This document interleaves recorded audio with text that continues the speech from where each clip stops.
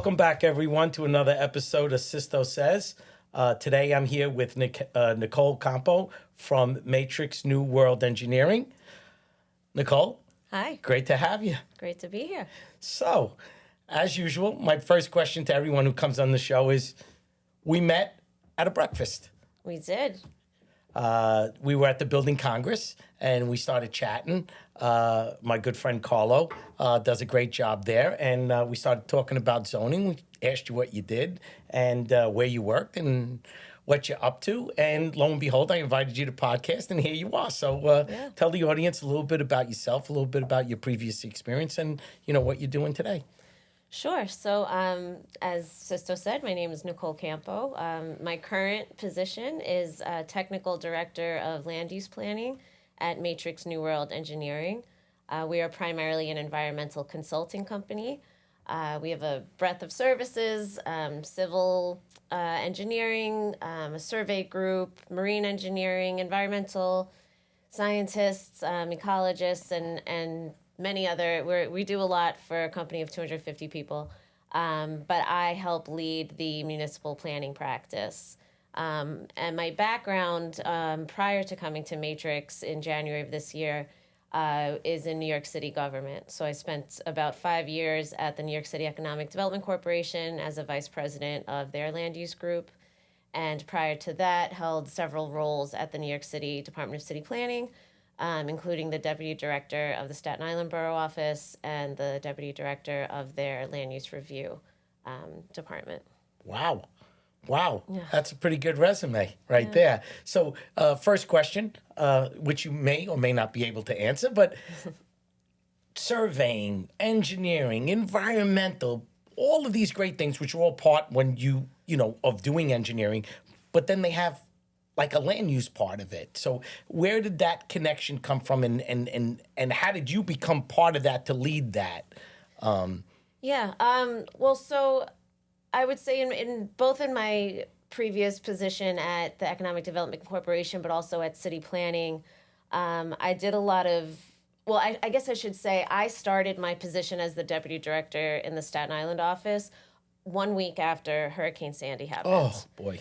So I was really thrown in. So you got a lot of luck.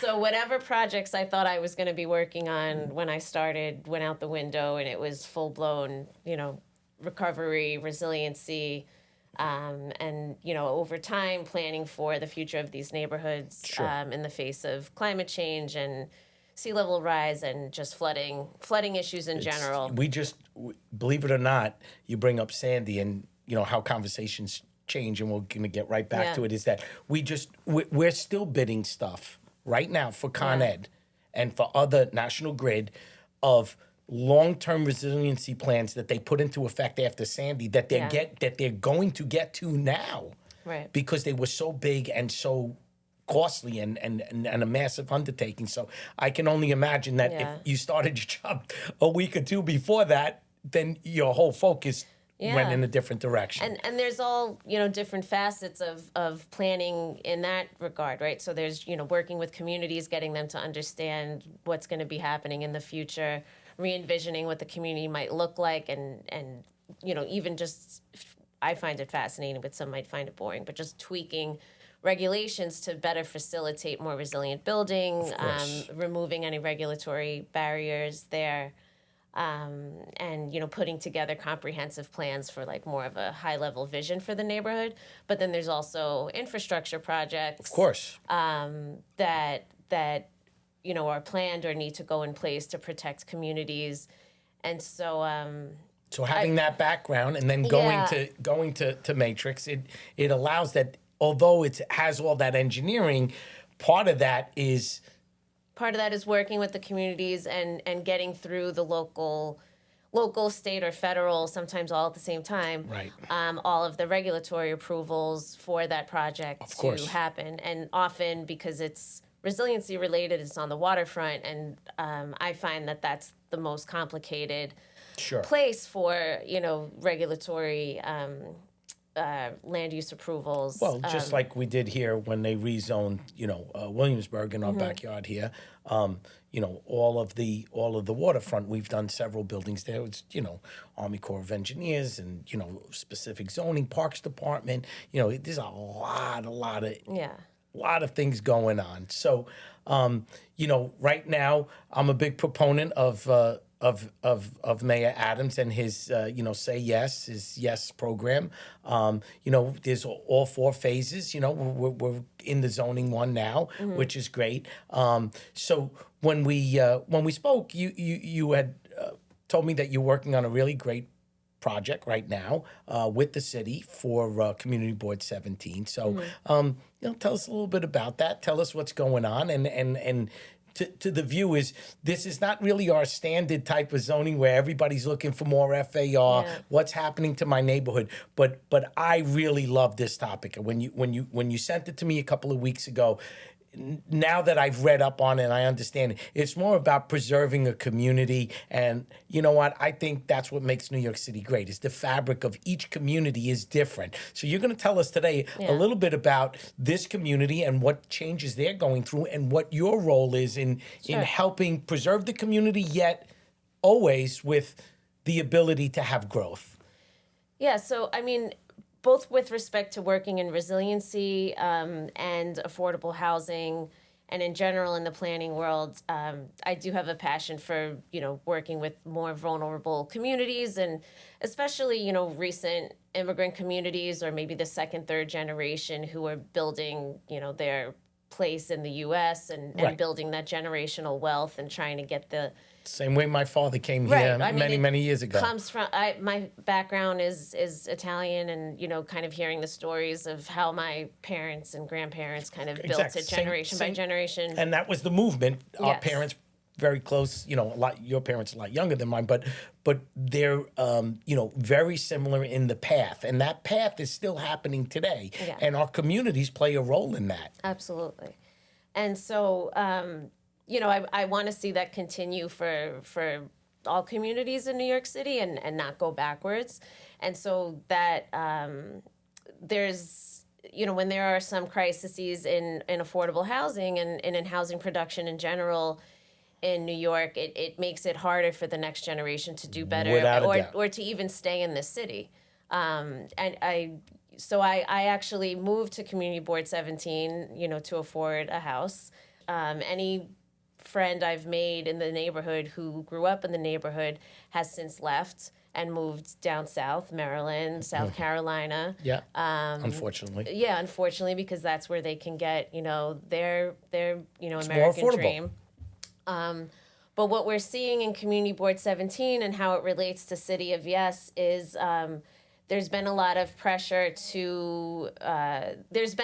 on existing homeowners to sell, especially in R6 districts on wide streets, and I can explain that if necessary. Well, again, I mean, just touch base. Yeah. The value on the R6 wide streets is a lot more conducive to building bigger projects. Yes. Some of them have overlays. Some of them can have commercial on them versus an R6 on a narrow street, like right here in Greenpoint where our office is. So, yes, there's definitely, and developers that know that will target that area before all of that gets built, and then they go to the next place. Yes. So there's no doubt. But what was interesting about this is that that's just certain streets. Yeah. A community board is made up of many, many streets and many, many families and many, many homes. So tell us about what's going on in overall, 17. Yeah. Yeah, I mean, the Community Board 17 zoning, and again, most of this is East Flatbush, so I'll just say East Flatbush. They are the only community board in all of Brooklyn that has not had their zoning changed since it was originally put on the map in 1961. Wow. Yeah, it's that's pretty amazing. Crazy. That's crazy. Amazing. That's so what, 61, it's like 60-something years, 62 years, 63 years. And so the zoning has been in place for a while that allows for much more than what is built, but there were never enough market pressures to really change what the existing building fabric was until recently. So now they see a lot of tear downs, a lot of new buildings going up. I'm all for new housing, but it has upset, the existing community members in Well, the sense I think, that, Nicole, you make a great point. We're here in Greenpoint, I think, 30 years now. We own the building here. And, we have a commercial building in the middle of a block because it's, built in the 1890s. But this neighborhood in and of itself changes every day. When we first were here, it was a very high Polish immigrant neighborhood. And everybody was outside. Everybody at night, you'd work late, and everybody was sitting on their porch. And the community, the neighborhood was so different. Now, every time we come in, I don't come to the office for a few weeks, and there's a sign up. Next thing you know, a month later, they're tearing it down. They just built, 3 big condo projects across the street from us on a little narrow street. So the fabric, the feel of the neighborhood is changing. And I can understand that just a few people on our block that I know for a long time, they don't like it. yeah. They feel like it's changed. So I'm sure in Flatbush, which the density is a lot lower than it is here, tell us about their feelings of, growth is great, but where's the balance? Right. So I think an important thing to note about Community Board 17 in East Flatbush is that second to Southeast Queens, East Flatbush has the highest rate of Black home ownership in the entire city of New York. Wow. So it's something that they feel very proud of. As they should. It's something that the city should feel very proud of, and frankly, I think should be really looking to preserve, because on the whole, Black home ownership is going down, not just in New York City, but in New York and throughout the country. And so these market pressures are actually reducing the Black population in the neighborhood and reducing the ownership. So when you say about this pressure, tell us a little bit about that. I mean, is it just developers going in and, offering people to sell their homes, or is it, it sounds like that could be, There have been a lot of stories of homeowners being harassed, often elderly homeowners being offered cash and being harassed, on a regular basis until they just have had it, or they're being kind of spooked out, and the neighborhood's going down, or it's not safe here, you should get out while you can.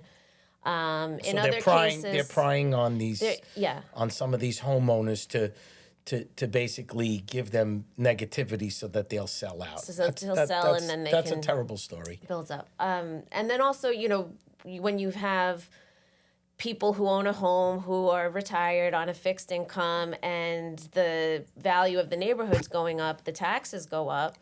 Right. So sometimes it's a people double-edged sword. They can't pay the taxes, or they can't afford the roof repair or the new boiler. And so in that sense, they're pressured out. And so what Community Board 17 asked our help with is to not just look at, rezoning of the neighborhood, which is something that they did work on. But the rezoning was proposed by, they already have a proposal for rezoning. So what was actually you, if I remember right, you were not really part of the proposed rezoning. You were part of representing the community. Right. To look at the proposed rezoning. Well, the community came up with their own proposed rezoning. Oh, they did? Yeah, the city is not trying to rezone East Flatbush. Oh, okay. So it was actually the community board. Yeah. So a few years ago, the community board worked with WXY on essentially a downzoning or a contextual rezoning of the neighborhood to prevent, the tear downs that I was mentioning in the new apartment buildings. That didn't really work. There wasn't much of a compromise, arguably, in there. It was kind of just, we want to stop all of these new developments. So they came back to it. There's new leadership, and they worked with Pratt and a consultant named George Janes to revisit the community board's own rezoning. Oh, so they went back and looked at their own proposed rezoning for the second time. To try to come up with something that might be a little more palatable to, the administration, to the agencies, and see if they can move forward. So the first go round, it didn't really go anywhere. It was the initiation. Yes. So they got their feedback on the first one, and then they did a second one, and that's where your firm got involved Yes, and I should clarify that the community board would tell you that that wasn't really their first effort. They have been trying in different ways to look at the zoning in their neighborhood for decades. Really? And there's been a lot of fits and starts, but it remains the 1961 zoning. It's crazy. So yeah, they have a new proposal, and that's, you know, for them to speak on. But they're really trying to find a compromise and shift some density to other parts of the neighborhood. Okay. Some areas that are currently manufacturing, and then just be a little more contextual where the existing Right, so to keep the how people in the homes are. neighborhood. Yeah. Right. So what my team looked at was, you know, we have these homes. We know anecdotally that people break up homes into 2 or 3 families. They do use basements as course. apartments, right? We all know that happens in the city, but there are no legal mechanisms for them to really do this. Correct. One has to do with, you know, when something is a cellar rather than a That basement. a basement, right? 51% Exactly. versus above the curb, you know. It cannot be a legal dwelling unit. So they are very much in support of looking at changes to regulations to I've always make been a those proponent legal. of that. You know, I grew up in Astoria, Queens. You know, my father was an immigrant. He worked on a garbage truck. My mother worked at a doctor's office, and they struggled. But they had a house. And, you know, my father would always say, I just don't understand. Why can't we make bigger windows, dig down, put wells in, Yes. but make them safe? Because people are living in them anyway. Yes. You know, and so, you know, and you know, it's funny, Nicole, we talk about so many different things. And this podcast, after being in this business for 37 years, it was robotic to me. You know, someone would call and say, hey, we got this zoning change. We're going to build this building, or we're going to do this community facility. And I never understood how much effort there was for all different parts of government to make these changes. And, you know, to me, it's incredible that something can go 60 years. 60 years with all our technology, with all the changes, everything going on, and it's never been changed. And, you know, it happens with the multiple dwelling law. Now that we're doing the Office of Residential, we're still looking at codes that are antiquated, you know, and other guests have said, but you have to propose it. It has to be voted on. It has to go through all, and some of are at the state level, some are at the city level. So, and in your business, it seems like there's so many tiers. So, Layers, yeah. you know, definitely continue, you know, your point on, I think that we have a lot of square footage that people could afford a basement apartment as a starter. They get to this country, or they hit some rough times. They can rent an apartment for $800, $700. Where now a studio here in Williamsburg is $2,500. No, most people can't afford that. Let's be, you know, I'm not talking about, but in general, there's more people that need a basement or cellar apartment that are just getting here. Another part of it too, right, is, you know, when the city produces affordable housing, there's, you know, HPD is involved, there's subsidy involved, there's tax incentives involved, there's programs, there's paperwork. You know, if someone owns their own home and has a basement apartment that legally or not legally, but ideally legally, if enough rules are changed that they can sell, you know, they're gonna, you know, often give that to somebody that they trust. Right, And or a family member. A family member who's just starting out, or a family Right. member who's hit hard times, but, you know, anecdotally, and I wish there were real research on this, but I have not found any. When there is a homeowner who lives in the home who is renting out, you know, the first floor, the second floor, the basement, whichever, you know, Yeah, whatever they've decided to make in a separate apartment. They're typically keeping those rents reasonable. Right. And if they have a good tenant who they trust and who's taking care of the property, they're not raising and that they feel, tenant's rent. and honestly, having someone there makes them feel Yes. safe, especially if they're older people, you know, like my mom. They have someone there that they feel is a friend, that they Yes. can trust. They're not alone. Yes. You know, and to me, you know, taking that from, forget the zoning part of it, let's just talk code for a minute. With today's technology, you know, sprinkler, fire alarms, smoke detectors, all of these things, 2 means of egress. It can work if the city and the lawmakers, you know, come up with some creative ideas. And I'm a huge proponent of the law because I find it really unfair that one person is renting it, collecting rent, but the person next door is afraid they don't rent it. Yes. So this person's punished, that person gets, but yet it should be equal to everyone. Right, and then the renter is in a vulnerable position because they're not really in the most safe unit. And besides that, and they can be evicted at any point. They could be a young family. They have a small child. Now, where do they go? They become homeless because they rented an illegal apartment. So, to me, I love the concept of put all these great architects and engineers we have in this city, right? Put all these great zoning people like yourself in a room and figure out how we could utilize these spaces for people. And I think the folks behind City of Yes are doing that. You know, there's changes to the building code that would have to be taken into consideration. There's, floor area requirements that have to be reconsidered. Right, because right now they don't count if it's a cellar. Right, so either you need to increase the allowable floor area, or you got to give them an exception in the cellar. Or you give them an exception to the cellar. Right. So one of the big points about the show, Nicole, is what I brought up before is the time frame. Right? Is just like on this issue, or maybe you want to talk bigger picture, just going through some changes in community boards and not a whole massive, but whatever you do goes through the same process. Yeah. Just tell the audience a little bit about what you're looking at now. If the community board and the city, whatever agencies are involved, start to look at it and they agree that this contextual zoning and maybe some upzoning one side, leaving the rest of it, pretty much the same way where it is to keep the neighborhood and the fabric the same. How long does the process take and where does it go? Happy to answer that. I just want to separate a couple things.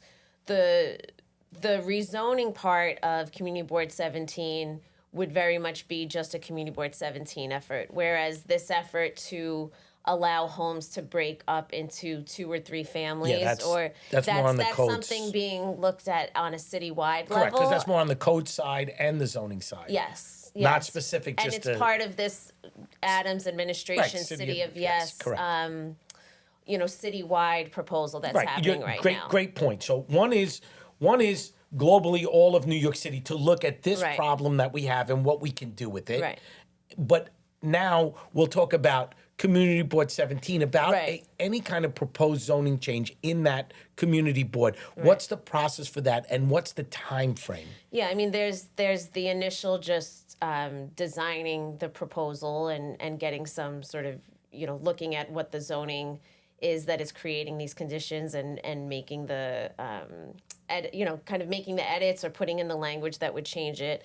So there's a whole technical process that can go on for about, at least like a year and a half before you can start thinking about And then once the community board says, hey, I think we want to present this to the city, where does it go? Well, then the city has to... Does it go to city planning? Does it go to the borough president's office? Where does it go? You can start different places. It's always good to have the elected officials behind you. So often you're trying to meet with different elected officials to get their support. You would meet with the Department of City Planning staff and start, kind of going back and forth as to what's reasonable, what's, fitting policy goals for the administration, what further information they need. So that could go, another year or so. Then if it's really getting real, and it's filed formally and it's getting some traction. There's a whole environmental review that needs to happen on the seeker end of things, CEQR. Yeah. Typically for rezoning, that's at least a year and a half, and that is, those could be over $100,000 for a document like that and a study like that. Sure. So you're already a few years into it. Yeah, and then you go through the actual ULURP process, which, it's being reviewed by the City Planning Commission, then the community board, then the borough president, then, city council, and then the mayor. One thing that I learned in this process, also through the podcast, is how much the borough president is involved in it. Yes. And I never realized that until after going to some of the breakfasts at the Building Congress, and then getting involved with people like yourself and having people on the show about the borough president could dictate a lot of what he believes his borough Yes. needs. That's one of the borough president's main- greatest powers, right. is his or her role in the ULURP process. Yes. And just, guiding land and, use. and I'll be the first one to admit it, being in the industry, I always had it when it was finished, Yeah. okay, it's done. Now go, like the project we're working on together, Bronx Point, okay, it's done, go do it, right? Yeah. But that was years and years Right, and and years in the making. I'm always in Way the before part. right. Like, who owns this easement? Right. Well, and how many times do we have city easements with sewers going under the sites because they've been, they've never been built on for Yeah. 100 years. And then all of a sudden now we want to utilize the site and there's so many things. But the process of getting from the concept of it to getting it actually passed and ratified, so everything that you do today, there in your business, there's no real quick fix. It's always there's No. always a big vision and a plan. And part of your job in this particular case is to represent the people of that community. Yes. And although City of Yes, it's also, that's great, but pump the brakes a minute. There's all of these families that live in these 2-family houses. Yeah. It's a big part of the fabric of the neighborhood. And it's a delicate way of, rezoning yet preserving that. Yeah. And I think, and again, I don't want to speak too much for the community board itself, but I think there are elements in the City of Yes for housing opportunity that are very similar to the work we did for the community board and that they're looking for. So That's great. Besides the basement apartment issue, there's also a lot of difficulty with transforming a single family home into a 2-family home. Sure. Even if the zoning says you can have a 2-family home. We do it all the time. Because It's not there easy. is a parking requirement for that second Can't unit. get curb cuts. We got trees. We got hydrants. We Or can't. you're an attached house, Right. on both sides, and you never had a space for the first spot. spot to begin with because the house was built in 1930. Well, listen, parking. know? You bring up a topic that if you're in Manhattan, you have basically zero required parking, right? Yes. And yet we go to Queens or Brooklyn and they want 50%. Yeah. Most of these buildings here in Williamsburg are just huge bathtubs with these big parking lots in them, and so that's always a big. Parking's a tough one. Yeah, and Parking's so a tough one. you have these homeowners who would love to make their houses into 2 apartments, even without the basement, and the only option for them is to do it without permits. Because if they actually go the legal route, then they're required to put in, and I'm just speaking on the parking issue, right? Then Right. they're required to put in the parking. They don't have a place for the parking. Right. And So they're stopped right off the bat. they're stopped. So then their choice is don't do it or do it without permit. oversight. Right, which is not what we're trying to propose. Yeah. The other thing that we see a lot of, Nicole, also is people buy 3 families in these neighborhoods and make them 1 families. Yes. They go in the other direction. Yes. So what's happening is that, instead of us building more apartments, we're actually cutting them back. And our office, especially in Manhattan, we used to never do that type of work because we always were on big projects. But without the 421A, the architects have adjusted, and they get these beautiful townhouses from Lower Manhattan all the way up to the tip of Manhattan in any neighborhood that were multiple dwellings, 3 families, 4 families that In Brooklyn too, in Park Slope, Bed-Stuy. right. Oh, we yeah. do Cobble Hill, Park Slope, Bed-Stuy, especially Bed-Stuy. We're doing a ton of them where people have gone in. The architecture's beautiful. They're willing to take a 3-family and make it a 1-family and stay in the city.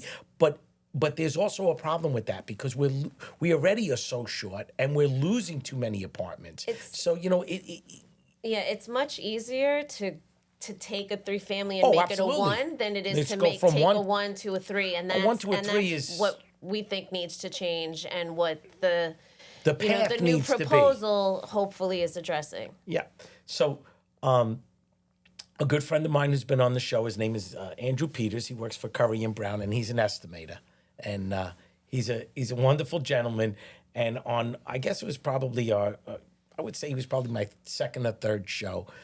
He he always said that his job is to look forward and never in the rearview mirror. He goes, because I have to guess what something's going to cost a few years from now.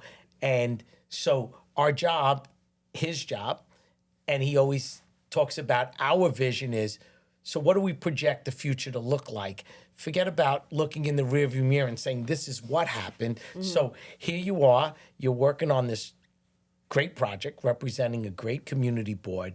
I'm going to put you on the spot and say, so what do you think this is going to go? What do you think the traction is on it, so that when we have you back as a guest again, we can go back and look at it, and we can give the audience a chance to say, okay, this is what I thought was going to happen, and this is the reality. Yeah. Well, I would say the most fascinating thing we found in our analysis of the community was that if we took every single home that's in Community Board 17 and allowed it, in whatever way it needs to change, allowed it to be a 3-family, that would produce 17,000 units in the neighborhood in the existing housing stock. That's which is amazing. Cheaper, right? Because it's the homeowner, and maybe there can be assistance for the homeowners to take out loans, whatever. But that's the homeowner investing in their own home. Correct. It's not tearing down something. You're actually partnering up with the homeowner instead of partnering up with a developer. Exactly. There's no, HPD subsidy involved. The homeowner's most likely going to keep a good tenant, and not raise rent if they, do well in that environment, in that house. So I think that's a future that this community board would like to see is, let's give you that housing, New York and Community Board 17, but let's do it within the existing housing stock that we already have. Right.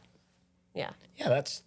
I think it's a wonderful idea. When I first read about it, I know in Queens, the neighborhood where I grew up in Astoria, Jackson Heights, Flushing, Sunnyside. There's just so many 2 families that, and like you said, we're losing so many apartments every month, and we're short already. Yeah. And without a 421A. What I know it. I mean, we're hurting with it. We do a lot of affordable projects that are 100% affordable, but they're far and few between. When the city was partnered up and the state was partnered up with a developer, we were just turning over, a large quantity of apartments every year, and from what we keep reading, they're short hundreds of thousands of units. It's not a few thousand. It's a massive amount. Massive amount. Well, Nicole, this was unbelievable. Your knowledge, being here in my backyard in Brooklyn, is awesome. Giving us a path. And really talking about preserving the fabric of a community. Usually, everyone who comes on the show goes, "We want more FAR," but I think this. Well, that's the magic of this. There can be 17,000 new units. And you're still going to existing housing, and you're going to get the housing, and we're still going to develop the wide streets, and we're still going to create, and maybe it's strategically done, like you said, where the manufacturing was, where the wide streets are. Right, and the community can talk to you more about that, but they have a proposal to add density in strategic places pretty as much well, which would be in addition to the 17,000 that I'm mentioning. Of course, yeah. And I think that this gives the audience a little bit of a of what ideas start at and where it could potentially be. So the good news is, being in this business, we get to come back a year from now or 6 months from now, and you get to come back and you get to give us an update, and the audience gets to see that path. And I think that's really a lot about what I bring to the audience is, it's not just the topic, it's about the path, because what I'm realizing is that path takes time. So thank you so much for sharing this great project with us. Thank you. And keep up the great work for the community. Thank you. Thanks for having me. You're welcome. Okay.